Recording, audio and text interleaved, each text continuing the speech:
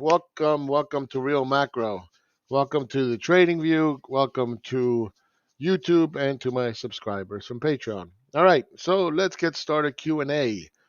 All right, let's see. Well, first of all, where am I from? I'm Greek. Grew up in the U.S. Lived in Dubai for 10 years and in Asia for 2 years. And I'm back in the U.S. for now for the past year and so.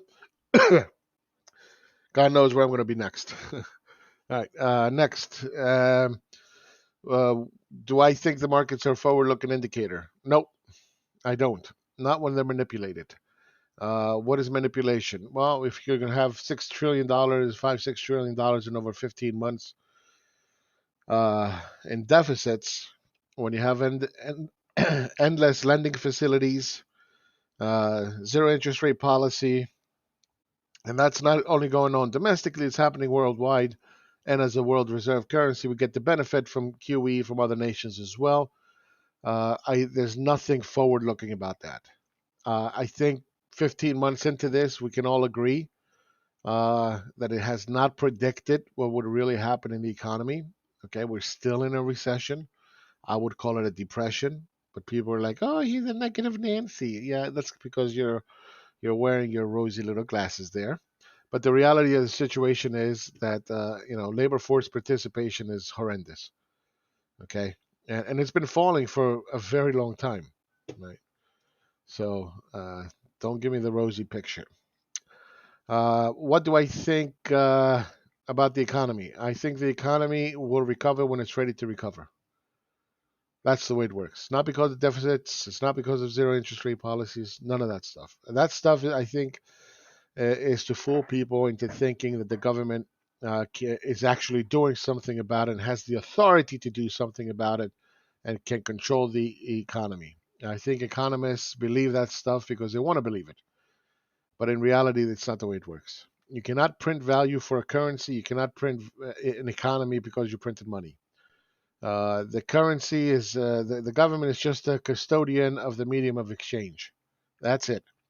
So when it prints a dollar, the dollar has no value unless the economy, the real productive economy, can grow at a rate where it can value that dollar um, accordingly. If the economy is going down and you're printing more money, then what's that? Well, that's inflationary, right? And don't think of dollars. Don't think of them in terms of dollars. Think of them in terms of bonds. That's what printing is, by the way. A lot of people don't know that.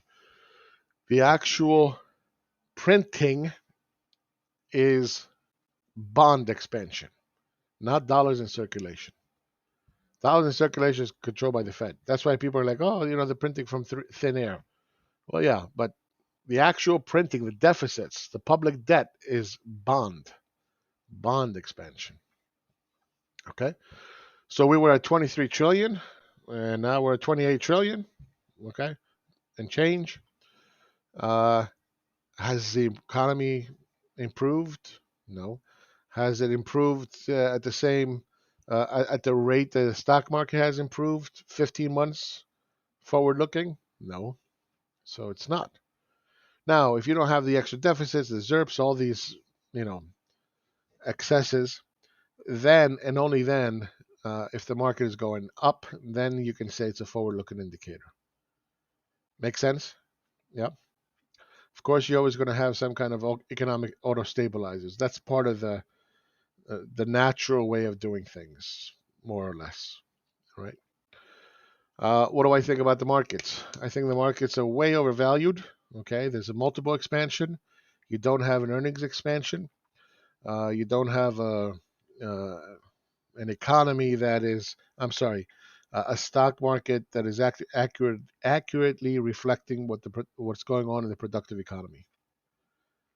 Okay, in fact, these deficits have only succeeded in creating asset price inflation, and it works great till it doesn't. The more you print, the more you have to print in order to keep it going.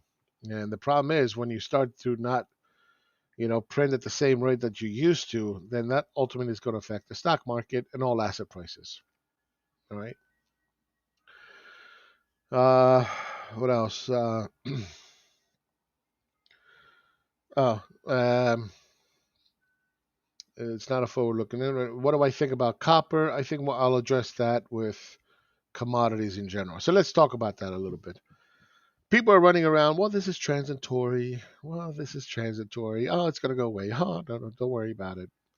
No, no. All right. First of all, let's talk about what year-over-year number means. It just means whatever the number is today relative to what it was 12 months ago when we were on a lockdown. It is up in the GDP is up 6.2 whatever percent for and 4% for inflation relative to a lockdown.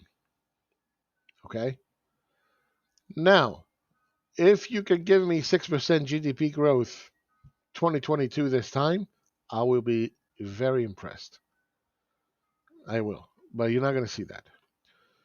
Same thing, with inflation. Now, inflation is a little bit different, and I'm going to explain to you why I view it a little bit different. I don't buy into the 4% inflation. Okay. What I do care about, it's not the year-over-year number. What I do care about is that companies are actually raising prices. You heard it from Berkshire Hathaway, Warren Buffett say it, Coca-Cola said it, Smucker said it, Kimberly Clark said it. Okay, so it's real. It's not just a number that we're measuring. That's real. When that occurs with high unemployment, that is the definition of stagflation. High uh, inflation, relatively speaking, high inflation, and high unemployment. Right?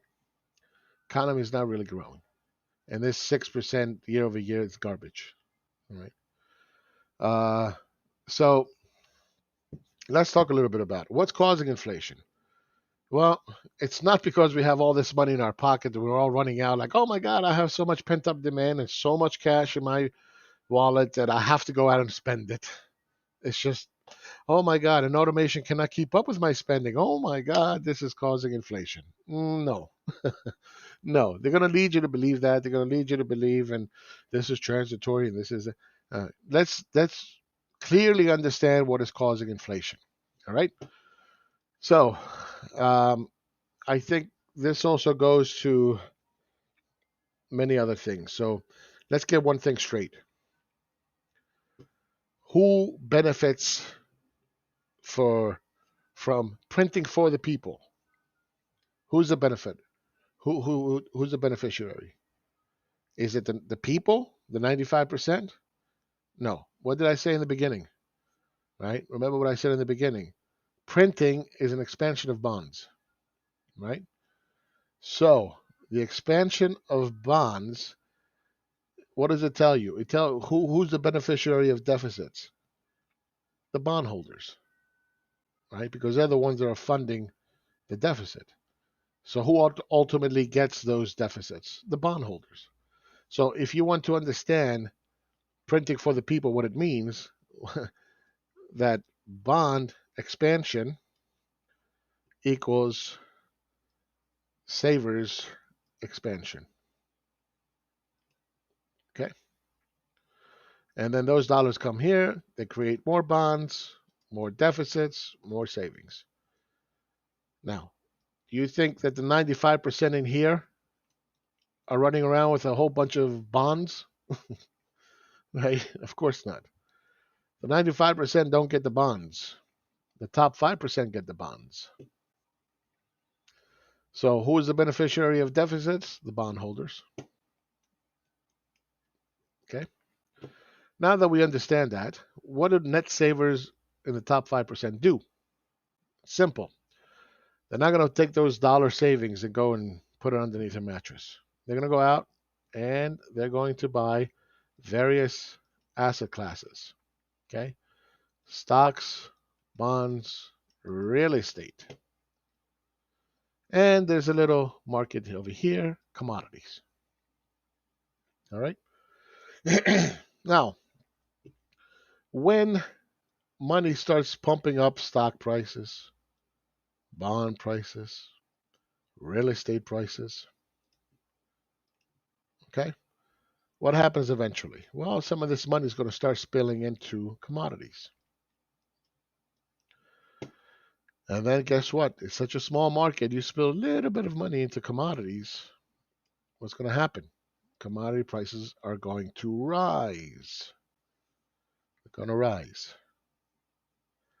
And that's what's causing the inflation. It's not all this money that we have laying around in our pockets, everybody. Uh-uh. So what happens when commodity prices rise? Companies come out and say, well, we're raising prices. That is not going to go away. If commodity prices start to sell off, you think Coca-Cola or Warren Buffett's going to come down? We're only kidding. Okay, we're lowering the price because commodity prices dropped. You think that's going to happen? No. So the inflation is not transitory. Okay. The year-over-year number is transitory, but the inflation is not.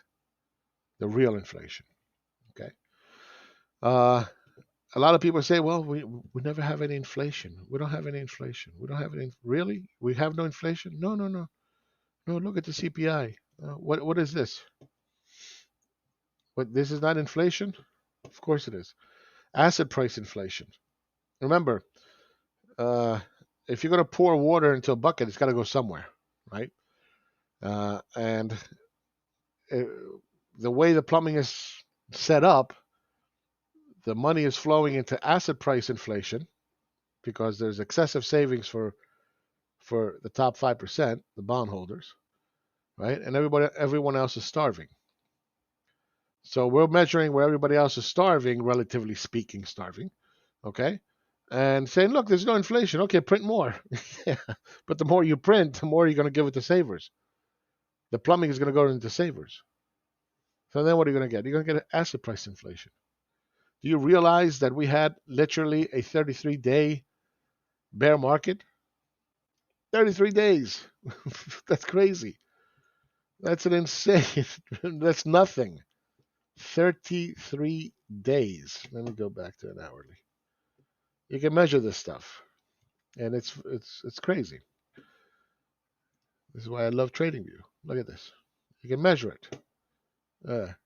32 days. Oops, I'm sorry. Okay, 31 days and 18 hours, and it bottomed. You think that's normal? That's a forward-looking indicator? Wrong. That's what happens when you get asset price inflation. Okay, you get a multiple expansion. You're not getting earnings growth, real earnings growth. You can buy back your own stock and get an earnings per share growth, but you're not really, you know, organically growing. 30% of stocks in the stock market in the S&P don't even make money. I mean, think about that. It's horrendous. Okay, so as long as price of commodities, okay, continues to go higher, all right, it can remain above here.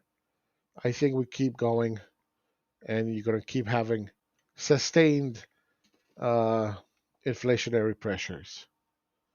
If it starts coming back into structure below here, okay, then you're not going to have the sustained growing inflation, but you will have inflation.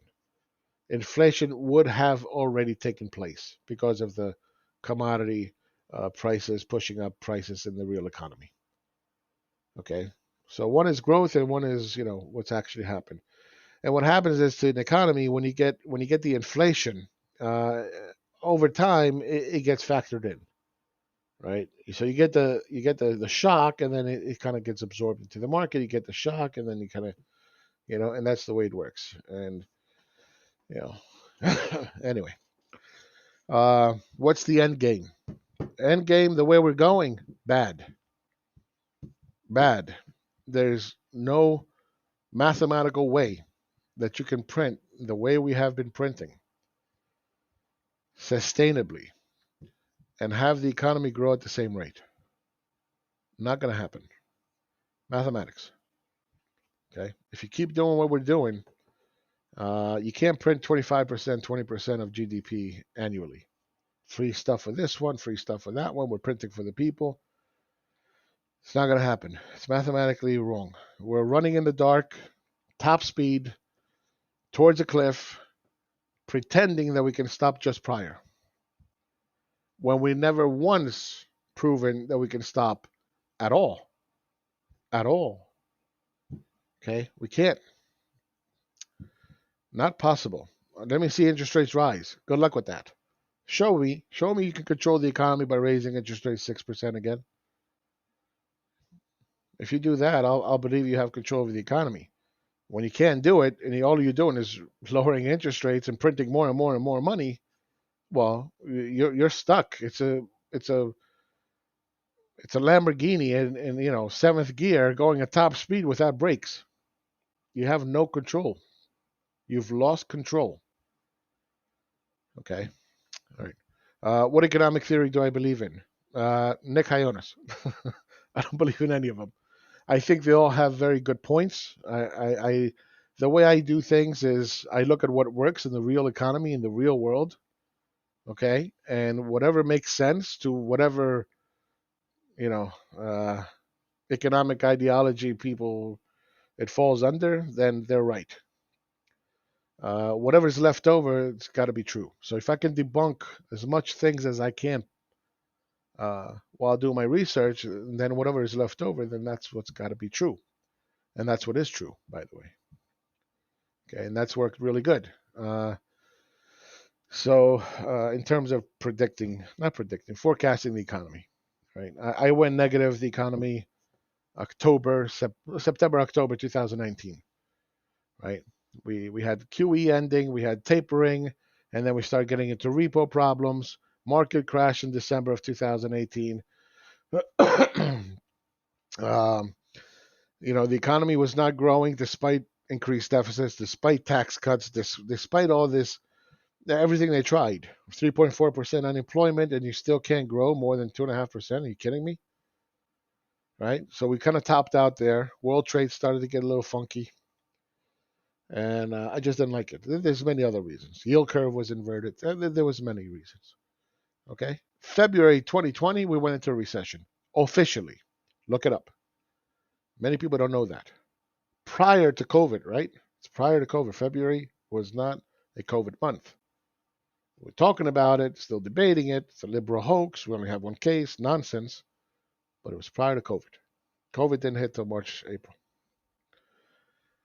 So again, I pay attention to what I can prove, I can look at, I can see. Okay, and that's what I believe in. I think all thoughts of school have some good and some bad. But I listen to me. The best economist there is. Yeah, baby. Charting. How did I come up with bare knuckle charting? Same way. I only look at what works. Right? Markets go up and down. If I can just measure them in a certain way, and of course it's not Elliott wave. Was it influenced by that? It was influenced by many, many things. But it's not Elliott wave. It's not, I don't know, all these other things. I just look at what makes sense to me. I keep it simple. Works for me. That's great. When did I become comfortable with talking about trading and economics and so forth? I want to say 2000. First of all, I've been doing this since 2010. I've been doing it much longer. I've been doing this 25 years. But I'm saying on YouTube, social media, and so forth. Started 2010. I became comfortable 2013, I want to say, but I didn't come out till about 2017. But I did have a channel from 2010, and that's where most of my subscribers come from. So yeah, it takes a long time to get used to it if you don't have somebody to mentor you. So anyway, that's it for this Q&A. Ask more questions. I'll be more than happy to answer them. At least you'll get a different perspective, okay, from usually what everybody else is saying from the mainstream media and blogs and whatever. Thank you very much for your support. Follow, subscribe, like, all that good stuff, and I'll be talking to you next week. All right, take care. Have a great trading week, and I'll talk to you soon. Bye bye.